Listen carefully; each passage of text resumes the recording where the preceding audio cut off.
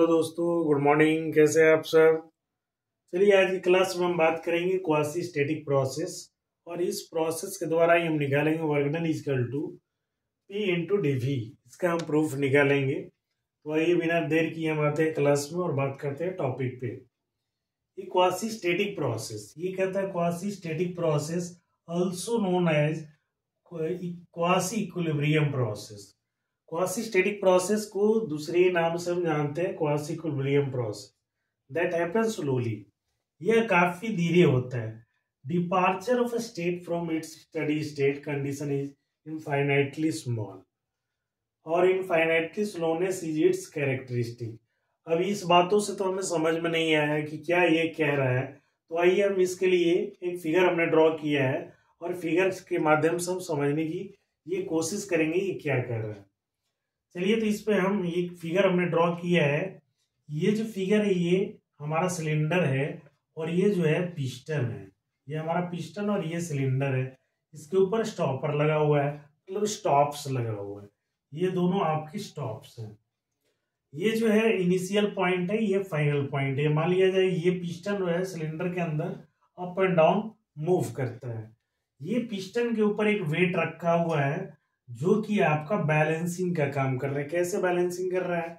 ये जो पिस्टन है, अगर मान लिया जाए ये पिस्टन अपने वेट के कारण, ये वेट किसके, पिस्टन के ऊपर वेट रखा हुआ है जिस वेट के कारण ये नीचे की ओर दबाव डाल रहा है और एक अपवर्ड डायरेक्शन में हम फोर्स लगा रहे हैं। ये अपवर्ड फोर्स आपका जो है, ये वेट एक दूसरे को बैलेंस कर रहा है। अगर यहाँ पे ये पिस्टन स्टे कर रहा है, यहाँ पर पिस्टन स्टे कर रहा है, इसका मतलब इसके द्वारा ये जो अपवर्ड डायरेक्शन में फोर्स लग रहा है और नीचे की ओर इसके वेट के कारण जो बल लग रहा है आपस में बराबर है। दैट्स वाई यहाँ ये स्टे कर रहा है। तो अब आइए इस पे हम बात करते हैं कि ये डायग्राम से हम समझते हैं ये क्या है। यहाँ इनिशियल पॉइंट हम लेते हैं, ये इनिशियल पॉइंट 1 है और फाइनल पॉइंट 2 है। ये यहाँ पे इनिशियल पॉइंट 1 और ये फाइनल पॉइंट 2 है। अब देखिए, ये है अगर ये पिस्टन हमारा ऊपर जाएगा, पिस्टन हमारा ऊपर जाएगा, ये एरिया जो है इसका जो वॉल्यूम है बढ़ेगा। जब वॉल्यूम बढ़ेगा तो इसका प्रेशर क्या होगा? प्रेशर कम होगा। अगर ये हमारा यहाँ वॉल्यूम कम है, इसका मतलब इसमें प्रेशर ज्यादा है। अगर बैलून को हम दबाते हैं, बैलून को दबाते हैं तो उसका वॉल्यूम कम जरूर होता है लेकिन प्रेशर बढ़ जाता है। यहाँ पर वॉल्यूम, यहाँ पर इतनी ही एरिया में है तो इसका आपका वॉल्यूम कम है तो इसका प्रेशर ज्यादा होगा। इस डायग्राम पर, पीवी डायग्राम पर देखते हैं, ये पीवी डायग्राम पर हमने वॉल्यूम को कम किया है, ये वॉल्यूम आपका कम है तो यहाँ पर प्रेशर क्या होगा? ज्यादा होगा। यहाँ पर वॉल्यूम कम है तो ये प्रेशर ज्यादा हुआ तो यहाँ पर हमने पॉइंट ले लिया। ये पॉइंट कैसे लिया? ये डॉट डॉट करके ऊपर हम मिलाएंगे और ये पॉइंट यहाँ मिलाएंगे तो ये पॉइंट 1 हमें प्राप्त होगा। यानी इस पॉइंट के लिए हमने देखा ये पॉइंट जो है, इस पॉइंट पर, इनिशियल पॉइंट पे, ये हमारा वॉल्यूम कम है, यहाँ हमने वॉल्यूम कम लिया है। यहाँ वॉल्यूम कम लिया है तो वॉल्यूम कम है तो यहाँ प्रेशर स्वाभाविक है ज्यादा होगा। तो यहाँ प्रेशर हमने इस पर, प्रेशर हमने हाई पॉइंट पर लिया है, यहाँ पर प्रेशर ज्यादा हुआ तो 1 पॉइंट प्राप्त हुआ। नेक्स्ट की बात करें, जैसे ही वेट इसका हटाएंगे, ये वेट हम कम किए, ये आपका पिस्टन अपवर्ड जाएगा, ये पिस्टन है अपवर्ड जाएगा और स्टॉपर पर जाकर रुक जाएगा। यहाँ पर जो स्टॉप्स बने हुए हैं इस स्टॉप्स पे जाकर ये पिस्टन आपका रुक जाएगा। यहाँ पर देखते हैं वॉल्यूम आपका बढ़ जाएगा। वॉल्यूम बढ़ेगा लेकिन प्रेशर क्या होगा? कम होगा। ये वॉल्यूम बढ़ेगा तो गैस एक्सपेंस तो होगा लेकिन यहाँ पर प्रेशर कम होगा। तो हमने मान लिया ये वॉल्यूम हमने सबसे हाईएस्ट लिया, लेकिन ये वॉल्यूम बढ़ जाने के कारण यहाँ पर इस सिलेंडर के अंदर का प्रेशर कम जाएगा। तो मान लिया जाए यहाँ कम है, इसको ऊपर हम बढ़ा दिए और इसको यहाँ पर ले गए, यहाँ पर हमारा फाइनल पॉइंट 2 प्राप्त हुआ। हमने यहाँ लिखा इनिशियल पॉइंट 1 और यहाँ पर फाइनल स्टेट 2, यानी इनिशियल स्टेट और फाइनल स्टेट हमारा 2 बिंदु प्राप्त हो गया। तो अब ये 1 और 2, 1 से 2 तक का जो ग्राफ है, वो कैसा होगा ये हमें नहीं मालूम है। ये कहता है ये 1 नंबर जो प्राप्त हुआ स्टडी स्टेट पोजीशन है। स्टडी स्टेट आपका क्या है, कंडीशन कह सकते हैं, स्टडी स्टेट कंडीशन है।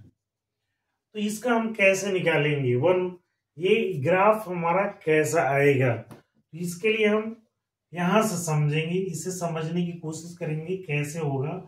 थोड़ा सा अगर ऊपर जाते हैं, ये थोड़ा सा ऊपर बढ़ा जाते हैं, मतलब थोड़ा सा ऊपर जाएंगे, ये हमारा वॉल्यूम बढ़ेगा। वॉल्यूम बढ़ेगा मतलब प्रेशर हमारा क्या होगा, प्रेशर हमारा क्या होगा, यानी इस केस में हमारा थोड़ा सा हमने वॉल्यूम बढ़ाया तो प्रेशर हमारा डाउन होगा। ये प्रेशर हमारा क्या होगा, प्रेशर डाउन होगा, वॉल्यूम बढ़ेगा और प्रेशर हमारा क्या होगा, डाउन होगा। तो ये पॉइंट प्राप्त हुआ, ये हमारा अगला पॉइंट प्राप्त हुआ। इसी तरह से प्रेशर हम क्या कर रहे हैं, प्रेशर हमारा देखिए यहाँ वॉल्यूम हम बढ़ा रहे हैं तो प्रेशर हमारा क्या हो रहा है, घट रहा है। ये हमारा वॉल्यूम ऊपर बढ़ाएंगे तो इसके अंदर का प्रेशर क्या होगा, सिलेंडर के अंदर का प्रेशर डाउन होगा। ये हम इस पॉइंट को अगर ऐसे ले जाते हैं तो यहाँ पर हमारा प्रेशर क्या होगा, डाउन होगा। इस पॉइंट को ऐसे ले जाते हैं तो इधर का प्रेशर हमारा क्या होगा, डाउन होगा। ये पॉइंट ऐसे ले जाते हैं तो यहाँ का प्रेशर, ये ग्राफ हमारा इस तरह से प्राप्त होगा। स्ट्रेट लाइन नहीं कह सकते हैं, ये इस तरह से प्राप्त होगा। ये हमारा 1 से 2 का जो ग्राफ प्राप्त हुआ, इसमें अब क्या कहना है, ये स्टेटमेंट से समझते हैं। Departure of state, departure of state from its steady state condition, यहाँ स्टडी स्टेट कंडीशन है इज इनफाइनाइटली स्मॉल। तो मान लिया जाए यहां से यहां तक का जो डिस्टेंस है ये काफी कम दूरी है, ये काफी कम दूरी है, इसी को कहता है इनफाइनाइटली स्मॉल। डिपार्चर कहां से कर रहा है, पॉइंट 1 से पॉइंट 2 की ओर जा रहा है। ये डिपार्चर जो यहां से यहां तक का पॉइंट आया, मान लिया जाए ये हमने ए ले लिया और ये बी ले लिया, ये बीच की दूरी काफी कम होगी। तो यही कहता है departure of state from its steady state condition, इस स्टडी स्टेट कंडीशन से ये डिपार्चर यहां से इधर की ओर हो रहा है, ये डिस्टेंस जो है काफी छोटा होगा, काफी कम होगा, और ये infinitely slowness is its characteristic, और यही धीरे धीरे आगे की ओर बढ़ेगा और कंप्लीट ये आपका ग्राफ प्राप्त होगा। तो इसी में हमें निकालना है कि इसका वर्क डन जो होगा P इंटू डीवी कैसे होगा। क्योंकि हमें पता है एक फॉर्मूला मैं पहले बता देता हूं, प्रेशर इक्वल टू होता है फोर्स अपॉन एरिया। यहां पर क्या होगा, F equal to P into A हो जाएगा, क्योंकि फोर्स पर unit area is called pressure होता है, ये हमें सबको मालूम है। अब हमें निकालना है वर्क डन, क्योंकि वर्क डन इक्वल टू होता है, वर्क डन का जो फॉर्मूला है ये है force into displacement, force into displacement है, ये आप सबको मालूम होगा, यानी F इंटू ये D है। और हमने ये भी बताया pressure equal to force upon area है, तो force equal to pressure into area हो जाएगा। इस F के वैल्यू को यहाँ हम पुट करते हैं, तो P इंटू ए इंटू ये आपका D हो गया, और यहाँ पे ये वर्क डन हो गया। अब D कैसे हम लेंगे, D का क्या मीनिंग है, अब मान लिया जाए ये हमने सिलेंडर जो लिया है, ये सिलेंडर हमने लिया है, और यहाँ पर हमारा ये पिस्टन है, यहाँ पर हमारा स्टॉपर है। ये हमारा जो है पिस्टन का एरिया, ये पिस्टन की एरिया है, और ये जो है धीरे धीरे ऊपर की ओर बढ़ रहा है, धीरे धीरे ऊपर, तो ये हमारा क्या होगा, लेंथ होगा। यहाँ P इंटू ए इंटू ये आपका क्या होगा L, तो P इंटू भी ऐसे होना चाहिए। लेकिन अब ये कहता है एरिया जो है छोटा है और लेंथ भी हमारा क्या है, छोटा छोटा लेंथ, क्वासी स्टैटिक्स है, छोटा छोटा लेंथ है, मतलब P इंटू, अब यहाँ पर एरिया की जगह हम छोटा छोटा एरिया लेंगे, DA हो, और यहाँ पर DL है, तो अब यहाँ पर होगा, इसका मतलब ये हो गया DA इंटू DL। इसको हम लिख सकते हैं, क्या लिख सकते हैं, P इंटू, अब ये हो जाएगा DV, P इंटू DV।